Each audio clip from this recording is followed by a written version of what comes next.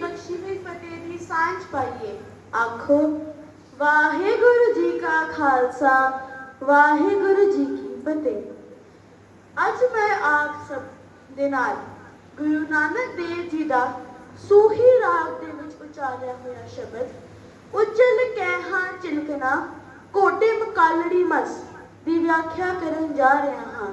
आओ शब्द विचार शुरू करन तो पहला शब्द का एक बार मूल पाठ कर लईए।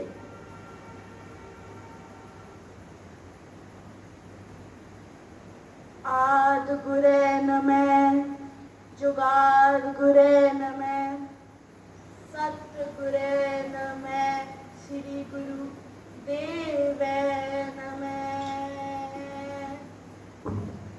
निंदोत बंधन अनिक बार सर्व कला समरार्थ डोलन तेरा को प्रभु नानक दे कर हाथ डोलन तेरा को प्रभु नानक दे कर हाथ।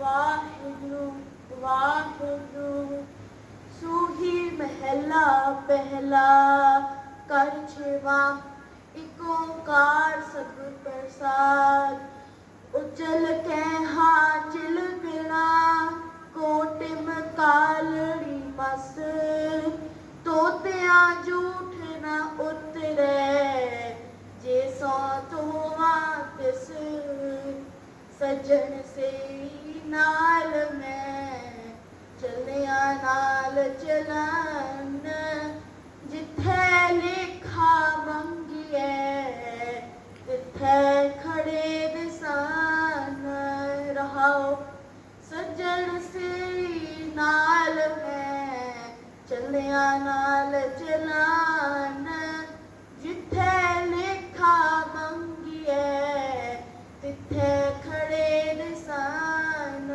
रहाओ।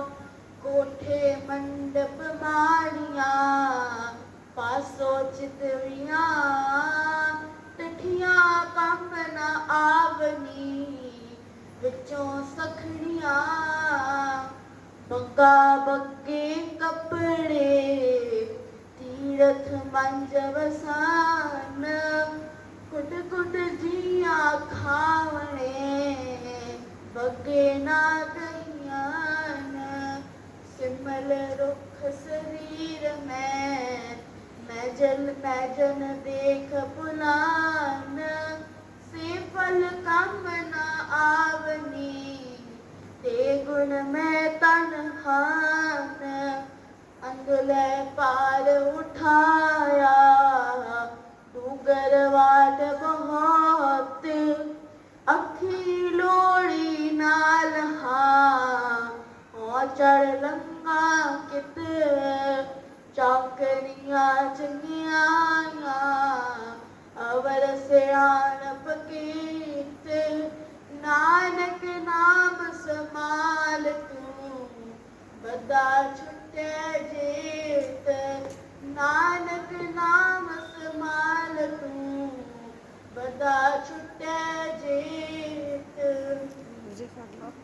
इस शब्द दे नाल गुरु नानक देव जी ने नानक देव जी ਦੀਆਂ ਉਦਾਸੀਆਂ ਦੇ ਵਿੱਚ ਇੱਕ ਕੋਈ ਘਟਨਾ ਦਾ ਇਤਿਹਾਸ ਵੀ ਜੁੜਿਆ ਹੋਇਆ ਹੈ। ਗੁਰੂ ਨਾਨਕ ਦੇਵ ਜੀ ਜਦ ਮੁਲਤਾਨ ਜ਼ਿਲ੍ਹੇ ਦੇ ਵਿੱਚ ਇੱਕ ਪਿੰਡ ਤੁਲੰਬੇ ਗਏ ਤਾਂ ਉੱਥੋਂ ਦੇ ਰਹਿਣ ਵਾਲੇ ਇੱਕ ਠੱਗ ਸੱਜਣ ਨੂੰ ਉਹ ਜੀਵਨ ਦੇ ਸਹੀ ਰਾਹ ਦੇ ਉੱਤੇ ਪਾਉਣਾ ਚਾਹੁੰਦੇ ਸਨ। ਹੋਇਆ ਕਿ ਸੱਜਣ ਗੁਰੂ ਨਾਨਕ ਦੇਵ ਜੀ ਦੇ ਨਾਲ ਦੇ ਕਮਰੇ 'ਚ ਬੈਠਾ ਸੀ ਤੇ ਗੁਰੂ ਨਾਨਕ ਦੇਵ ਜੀ ਨੇ ਇਹ ਸ਼ਬਦ ਉਚਾਰਿਆ। ਇਸ ਸ਼ਬਦ ਵਿੱਚ ਕੁੱਟ-ਕੁੱਟ ਜੀਆਂ ਖਾਵਣੇ ਵਾਲੀ ਗੱਲ ਜੋ ਸੀ ਉਹ ਸੱਜਣ ਨੂੰ ਆਪਣੇ ਵਰਗੀ ਹੀ ਲੱਗੀ ਕਿਉਂਕਿ ਸੱਜਣ ਨੇ ਅਸਲ ਦੇ ਵਿੱਚ ਬਹੁਤ ਵੱਡੀ ਧਰਮਸ਼ਾਲਾ ਬਣਾਈ ਹੋਈ ਸੀ। ਜਦੋਂ ਵੀ ਕੋਈ ਅਮੀਰ ਮੁਸਾਫਿਰ ਉਸ ਦੀ ਧਰਮਸ਼ਾਲਾ ਦੇ ਵਿੱਚ ਆ ਕੇ ਰਹਿੰਦਾ ਤਾਂ ਪਹਿਲਾਂ ਉਹ ਮੁਸਾਫਿਰ ਦੀ ਬਹੁਤ ਸੇਵਾ ਕਰਦਾ ਤੇ ਜਿਵੇਂ ਹੀ ਉਸਨੂੰ ਮੌਕਾ ਦਿੰਦਾ ਉਹ ਉਸ ਮੁਸਾਫਿਰ ਨੂੰ ਮਾਰ ਕੇ ਉਸਦਾ ਸਾਰਾ ਧਨ ਜੋ ਸੀ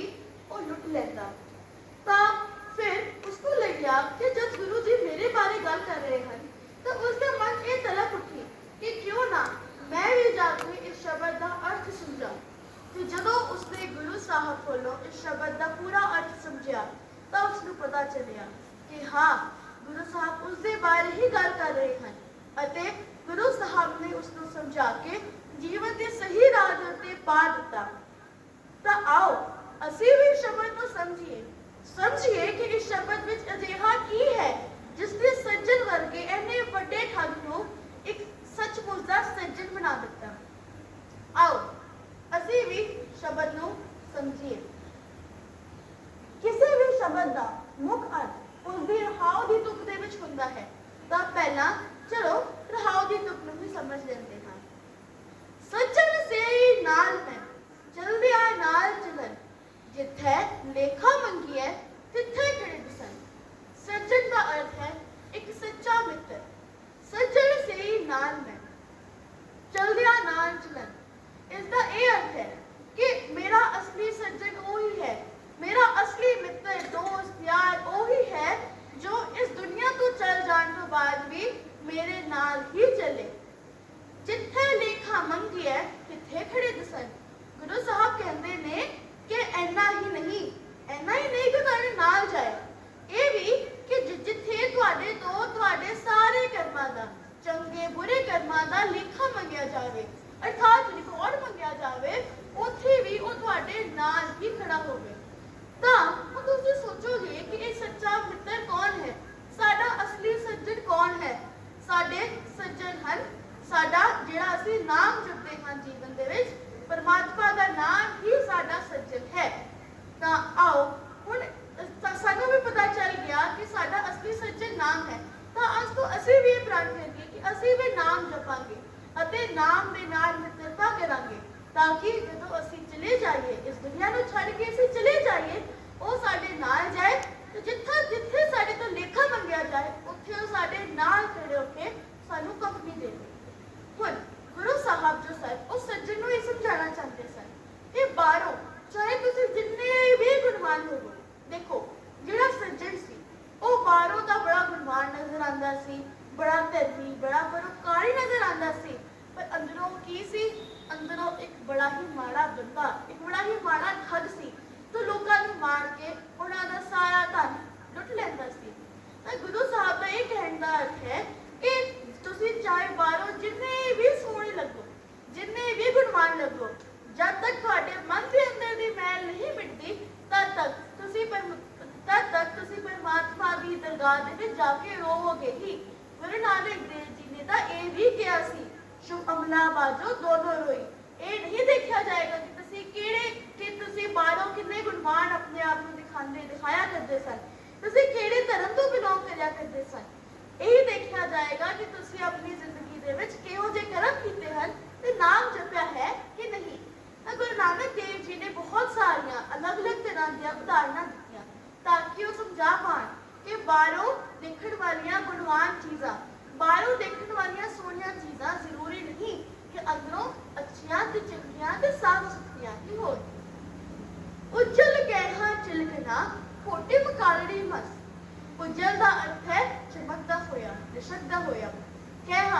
ਕਹਿ ਅਸਲ ਦੇ ਵਿੱਚ ਇੱਕ ਧਾਤੂ ਹੈ, ਇੱਕ ਮੈਟਲ ਹੈ ਜਿਸ ਦੇ ਭਾਂਡੇ ਬਣਾਏ ਜਾਂਦੇ ਸਨ। ਹੁਣ ਜਿਹੜਾ ਕਹਿ ਦਾ ਭਾਂਡਾ ਹੈ ਬਾਹਰੋਂ ਦੇਖਣ ਤੋਂ ਬੜਾ ਉਜਲਦਾ ਹੈ, ਬਾਹਰੋਂ ਦੇਖਣ ਤੋਂ ਬੜਾ ਚਮਕਦਾ ਹੈ, ਕੋਟੇ ਪਰ ਕਾਲੜੇ ਮਸ। ਤੇ ਜਦੋਂ ਹੀ ਉਸਨੂੰ ਕੋਟਿਆ ਜਾਂਦਾ ਹੈ, ਜਦੋਂ ਹੀ ਉਸਨੂੰ ਰਗੜਿਆ ਜਾਂਦਾ ਹੈ ਤਾਂ ਨਿਕਲਦੀ ਕੀ ਹੈ? ਸਿਰਫ ਤੇ ਸਿਰਫ ਕਾਲਕ, ਕਾਲੜੀ ਮਸ। ਮਸ ਦਾ ਅਰਥ ਹੁੰਦਾ ਹੈ ਸਿਆਹੀ, ਉਹਦੇ ਅੰਦਰੋਂ ਕਾਲੀ ਸਿਆਹੀ ਵਰਗਾ ਪਦਾਰਥ ਨਿਕਲਦਾ ਹੈ। ਬਾਹਰੋਂ ਦੇਖਣ ਤੋਂ ਸੋਹਣਾ ਪਰ ਅੰਦਰ ਕੀ ਹੈ? ਕਾਲਕ ਜਮੀ ਹੋਈ ਹੈ ਉਸਦੇ ਅੰਦਰ। ਧੋਤਿਆਂ ਝੂਠ ਨਾ ਉਤਰੈ ਜੇ ਸੋ ਧੋਵਾਂ ਤਿਸ। ਉਸਨੂੰ ਧੋਣ ਤੋਂ ਉਸਦੀ ਝੂਠ, ਅਰਥਾਤ ਉਸਨੂੰ ਧੋਣ ਤੋਂ ਉਸਦੇ ਅੰਦਰ ਦੀ ਮੈਲ ਨਹੀਂ ਮਿਟਦੀ।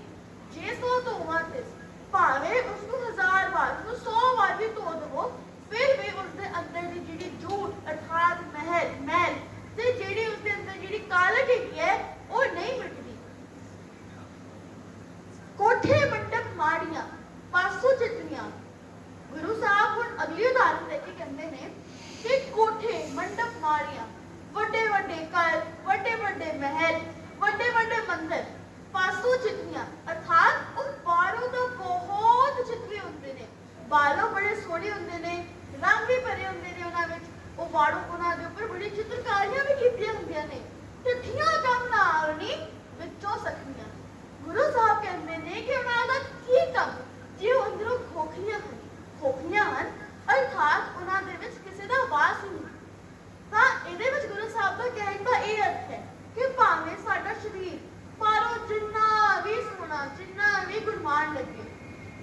ਬਾਹਰੋਂ ਅਸੀਂ ਕਿਸੇ ਵੀ ਤਰ੍ਹਾਂ ਦਾ ਸੋਹਣਾ ਭੇਸ ਧਾਰਨ ਕੀਤਾ ਹੈ, ਪਰ ਸਾਡੇ ਉਹ ਸਰੀਰ ਦਾ ਕੀ ਫਾਇਦਾ ਜੇ ਉਹਦੇ ਵਿੱਚ ਗੁਣਾਂ ਦਾ ਵਾਸ ਹੀ ਨਹੀਂ। ਜਿਵੇਂ ਵੱਡੇ ਵੱਡੇ ਮਹਿਲ ਜੋ ਕਿ ਬਾਹਰੋਂ ਬੜੇ ਸੋਹਣੇ ਬਣਾਏ ਹੋਣ, ਉਹਨਾਂ ਦਾ ਕੋਈ ਫਾਇਦਾ ਨਹੀਂ ਜੇ ਉਹਨਾਂ ਦੇ ਵਿੱਚ ਕੋਈ ਰਹਿੰਦਾ ਹੀ ਨਹੀਂ, ਤਾਂ ਫਿਰ ਸਾਡੇ ਸਰੀਰ ਦਾ ਵੀ ਕੀ ਫਾਇਦਾ ਜੇ ਇਹਦੇ ਵਿੱਚ ਤੇ ਗੁਣਾਂ ਦਾ ਵਾਸ ਹੀ ਨਹੀਂ। ਫਿਰ ਗੁਰੂ ਸਾਹਿਬ ਇੱਕ ਹੋਰ ਐਗਜ਼ਾਮਪਲ ਦੇ ਕੇ ਸਾਨੂੰ ਕਹਿੰਦੇ ਨੇ, ਬੱਗਾ ਬੱਗੇ ਕੱਪੜੇ ਤੀਰਥ ਮੰਚ ਵਸਨ। ਬੱਗਾ ਅਰਥਾਤ ਹੋ ਗਿਆ ਸਾਡਾ ਇੱਕ ਬਗਲਾ। ਹੁਣ ਜਿਹੜਾ ਇੱਕ ਬਗਲਾ ਹੈਗਾ ਨਾ, ਉਹ ਚਿੱਟੇ ਰੰਗ ਦਾ ਹੁੰਦਾ ਹੈ ਤੇ ਦੇਖਣ ਤੋਂ ਉਹ ਥੋੜਾ ਥੋੜਾ ਹੱਸ ਦੇ ਨਾਲ ਮਿਲਦਾ ਹੈ। ਹੁਣ ਜਿਹੜਾ ਚਿੱਟਾ ਰੰਗ ਹੁੰਦਾ ਹੈ ਨਾ, ਉਸਨੂੰ ਐਜ਼ ਅ ਸਿੰਬਲਿਜ਼ਮ ਯੂਜ਼ ਕੀਤਾ ਜਾਂਦਾ ਹੈ।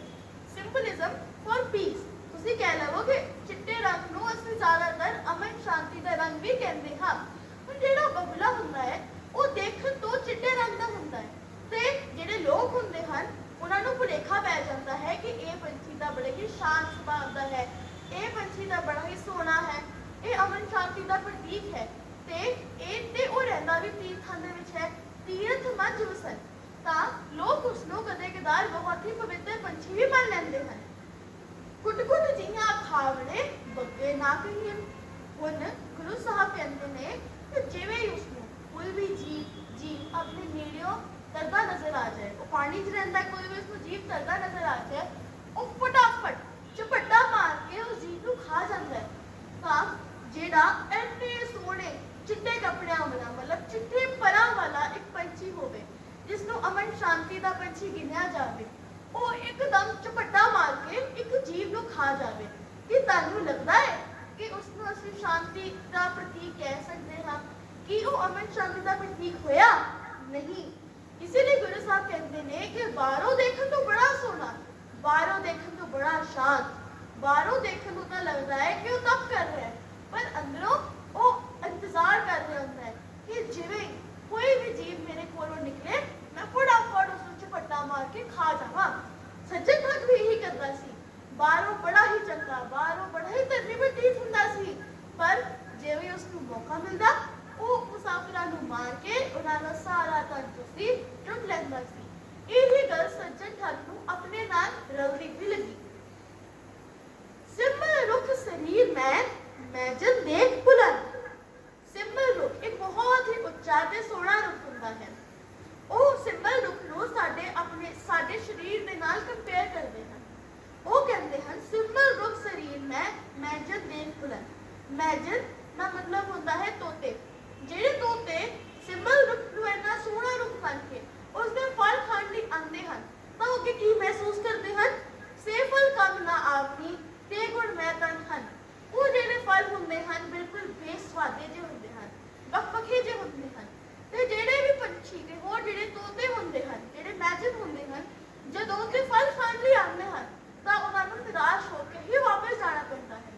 ਗੁਰੂ ਸਾਹਿਬ ਦਾ ਇੱਥੇ ਕਹਿਣ ਦਾ ਅਰਥ ਹੈ ਕਿ ਅਸੀਂ ਬਾਹਰੋਂ ਤਾਂ ਬੜੇ ਚੰਗੇ ਨਜ਼ਰ ਆਉਂਦੇ ਹਾਂ, ਬਾਹਰੋਂ ਅਸੀਂ ਬੜੇ ਹੀ ਸੋਹਣੇ ਪ੍ਰਤੀਤ ਹੁੰਦੇ ਹਾਂ, ਤੇ ਜਦੋਂ ਅਸੀਂ ਹੋਰ ਲੋਕਾਂ ਨੂੰ ਆਪਣੀ ਤਰਫ ਅਟਰੈਕਟ ਕਰਦੇ ਹਾਂ, ਜਿਹੜੇ ਹੋਰ ਲੋਕ ਜਿਵੇਂ ਤੋਤੇ ਅਟਰੈਕਟ ਹੋਏ ਦਰਖਤ ਦੀ ਤਰਫ, ਉਸੇ ਤਰ੍ਹਾਂ ਅਸੀਂ ਵੀ ਲੋਕਾਂ ਨੂੰ ਜਦੋਂ ਅਟਰੈਕਟ ਕਰਦੇ ਹਾਂ, ਉਹ ਲੋਕ ਜੋ ਹਨ ਉਹਨਾਂ ਨੂੰ ਵੀ ਨਿਰਾਸ਼ ਹੋ ਕੇ ਵਾਪਸ ਜਾਣਾ ਪੈਂਦਾ ਹੈ, ਕਿਉਂਕਿ ਉਹਨਾਂ ਨੂੰ ਬਾਅਦ ਪਤਾ ਚੱਲ ਜਾਂਦਾ ਹੈ ਕਿ ਸਾਡੇ ਵਿੱਚ ਤਾਂ ਕੋਈ ਗੁਣ ਹੀ ਨਹੀਂ ਹੈ।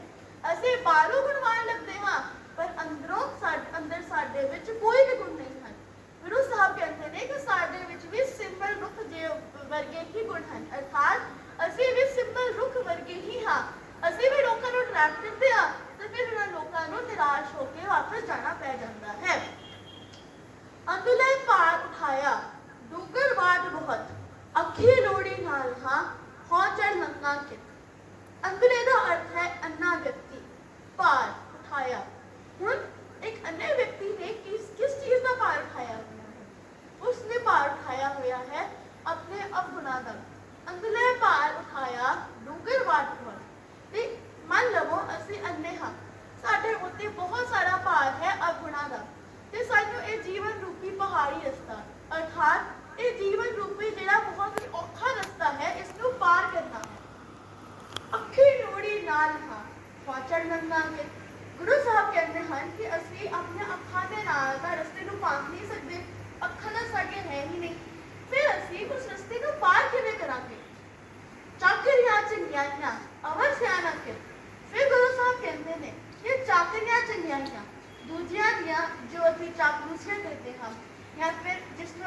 ਆਮ ਤੌਰ ਤੇ ਬਡਰੀ ਕਹਿੰਦੇ ਹਾਂ, ਤੇ ਆਪਣੇ ਜੀਵਨ ਦੇ ਵਿੱਚ ਹੋਰ ਸਿਆਣਪਾਂ ਅਰਥਾਤ ਚਲਾਕੀਆਂ ਦਿਖਾਉਂਦੇ ਹਾਂ, ਉਹਨਾਂ ਦਾ ਕੀ ਕੰਮ? ਉਹ ਤਾਂ ਸਾਡੇ ਕਿਸੇ ਕੰਮ ਨਹੀਂ ਆਉਣਗੇ ਇਸ ਜੀਵਨ ਨੂੰ ਪਾਰ ਕਰਨ ਦੇ ਵਿੱਚ। ਨਾਨਕ ਨਾਮ ਸੰਭਾਲ ਤੂੰ ਵੱਧਾ ਛੁੱਟੇ ਜੇ। ਗੁਰੂ ਨਾਨਕ ਦੇਵ ਜੀ ਕਹਿੰਦੇ ਹਨ ਕਿ ਤੂੰ ਆਪਣੇ ਮਨ ਦੇ ਵਿੱਚ ਨਾਮ ਨੂੰ ਸੰਭਾਲ, ਆਪਣੇ ਮਨ ਦੇ ਵਿੱਚ ਨਾਮ ਨੂੰ ਰੱਖ ਕੇ ਆਪਣੇ ਆਪ ਨੂੰ ਬੰਧਨਾਂ ਤੋਂ ਛੁਡਾ ਲੈ। ਕਿਹੜੇ ਬੰਧਨਾਂ ਤੋਂ ਛੁਡਾ ਲੈ? ਆਪਣੇ ਜੀਵਨ ਦੇ ਵਿੱਚ ਜਿਹੜੇ ਵੀ ਔਗਣ ਹਨ, ਕਾਮ, ਕ੍ਰੋਧ, ਲੋਭ, ਮੋਹ ਦੇ ਬੰਧਨਾਂ ਤੋਂ ਤੂੰ ਆਪਣੇ ਆਪ ਨੂੰ ਕਿਵੇਂ ਛੁਡਾ ਸਕਦਾ ਹੈ? ਜੇ ਤੂੰ ਆਪਣੇ ਮਨ ਦੇ ਵਿੱਚ ਨਾਮ ਨੂੰ ਸੰਭਾਲ ਲੈ, ਆਪਣੇ ਨਾਮ ਨੂੰ ਵਸਾ ਲੈ, ਤੇ ਤਾਂ ਹੀ ਤੂੰ ਉਸ ਰਸਤੇ ਨੂੰ ਪਾਰ ਕਰ ਸਕਦਾ ਹੈ ਤੇ ਤੂੰ ਉਸ ਰਸਤੇ ਨੂੰ ਪਾਰ ਕਰਕੇ ਆਪਣੇ ਜੀਵਨ ਨੂੰ ਸਫਲ ਬਣਾ ਸਕਦਾ ਹੈ। ਇਹ ਸਾਰੇ ਸ਼ਬਦ ਦੀ ਵਿਆਖਿਆ ਸੁਣ ਕੇ ਜਿਹੜਾ ਸੱਜਣ ਸੀ, ਉਸ ਨੂੰ ਪਤਾ ਚੱਲਿਆ ਕਿ ਬਾਹਰਲੇ ਦਿਖਾਵੇ ਦਾ ਕੋਈ ਫਾਇਦਾ ਨਹੀਂ। ਉਸਨੇ ਆਪਣੇ ਜੀਵਨ ਦੇ ਵਿੱਚ ਬਹੁਤ ਤਬਦੀਲੀ ਲਿਆਈ ਅਤੇ ਉਸਨੇ ਆਪਣਾ ਠੱਗੀ ਨਾਲ ਕਮਾਇਆ ਹੋਇਆ ਸਾਰਾ ਧਨ ਜੋ ਸੀ ਉਹ ਗਰੀਬਾਂ ਦੇ ਵਿੱਚ ਵੰਡ ਦਿੱਤਾ। ਗੁਰੂ ਜੀ ਨੇ ਉਸ ਤੋਂ ਬਾਅਦ ਸੱਜਣ ਨੂੰ ਉਸ ਜਗ੍ਹਾ ਦਾ ਪ੍ਰਚਾਰਕ ਬਣਾ ਦਿੱਤਾ ਅਤੇ ਫਿਰ ਸੱਜਣ ਸੱਚਮੁੱਚ ਦਾ ਸੱਜਣ ਬਣ ਗਿਆ। ਵਾਹਿਗੁਰੂ ਜੀ ਕਾ ਖਾਲਸਾ, ਵਾਹਿਗੁਰੂ ਜੀ ਕੀ ਫਤਿਹ।